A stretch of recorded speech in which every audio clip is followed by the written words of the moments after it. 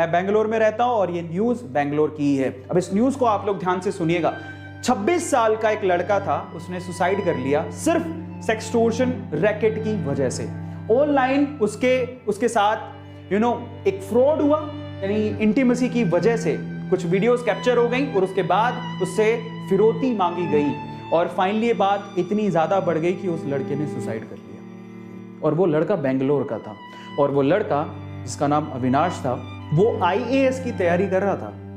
अचानक से क्या होता है, उसे फेसबुक पे एक रिक्वेस्ट आती है नेहा नाम की लड़की की। बातें होने लगती हैं। उसे नहीं पता था कि जो लड़की की रिक्वेस्ट आ रही है उसके पीछे एक रैकेट काम कर रहा है। धीरे धीरे बातें होने लगती हैं, बातें और बढ़ने लगती हैं, धीरे धीरे और क्लोज आने लगते हैं। एक वक्त ऐसा आता है कि जब उस लड़की ने इंटीमेट वीडियोस शेयर किए, उस लड़के को बोला कि तुम भी इंटीमेट वीडियो शेयर करो, तो गलती वही हो गई। उस लड़के ने बिलीव कर लिया और उस लड़के ने इंटीमेट वीडियोस, लाइव वीडियोस जो भी था, ऐसे वीडियो कॉल्स किए जिसकी वजह से वो फंस गया।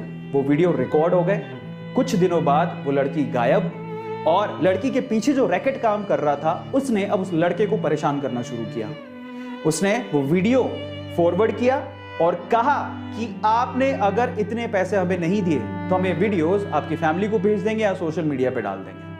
जब ऐसा कुछ हुआ तो उसे ऐसा लगा कि यार अगर ये चीज पब्लिकली चली गई तो मेरी इज्जत का क्या होगा, घर पे मुझे लोग कैसे देखेंगे, मैं IAS की तैयारी करने आया हूँ। ठीक है, एक ऐसा केस हुआ। उसने शुरू में पैसे दिए तो उन्होंने बोला कि उनका पेट भरा नहीं, उन्होंने कहा हमें और चाहिए।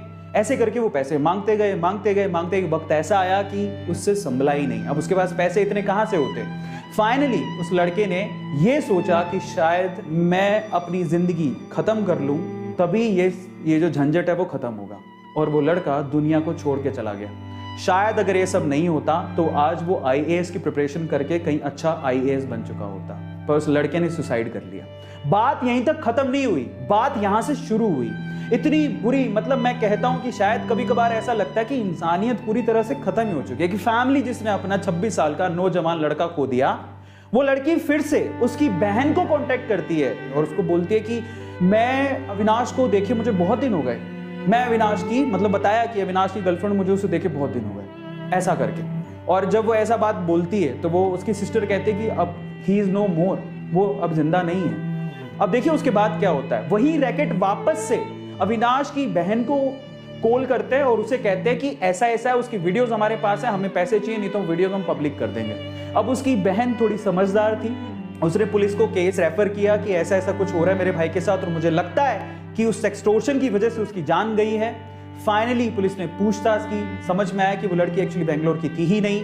वो एक रैकेट चलता था कहीं राजस्थान में दूर और वहां पे कुछ लोग थे जो उसको बराबर से ब्लैकमेल कर रहे थे और उससे परेशान होकर उसने अपनी जान दे दी।